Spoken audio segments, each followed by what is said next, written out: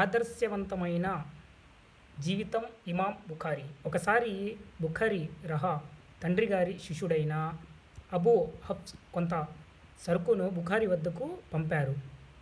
కొంతమంది వ్యాపారులు సాయంత్రం వచ్చి 5,000 డబ్బులు ఇచ్చి సరుకును తీసుకెళ్తామని అన్నారు. బుఖారీ గారు డబ్బులు తీసుకోకుండానే సరే ఉదయాన్నే వచ్చి సరుకు తీసుకెళ్ళమని మాటిచ్చారు. మరుసటి రోజు ఉదయం వేరే వ్యాపారస్తులు వచ్చి 10,000 డబ్బులు ఇస్తాము, సరుకు మాకు ఇమ్మని అడిగారు. అధిక లాభం ఉన్నప్పటికీ బుఖారీ గారు మొదట మాటిచ్చిన వ్యాపారస్తులకే సరుకు అమ్మి వేశారు. ఈ విధంగా డబ్బును ప్రాధాన్యత ఇవ్వకుండా వాగ్దానానికి ఇచ్చిన మాటకు ప్రాధాన్యతను ఇచ్చారు. దీని ద్వారా గ్రహించవలసిన గుణపాఠం చాలా ఉంది. నేడు లాభం వస్తుంటే మాట తప్పుతున్నారు, వాగ్దానం భంగం చేస్తున్నారు, మోసాలు అవినీతికి పాల్పడుతున్నారు. కానీ అలా చేయకుండా మనం ఇచ్చిన మాట మీద నిలబడడమే ఈ బుఖారీ యొక్క అర్థం. Okay friends.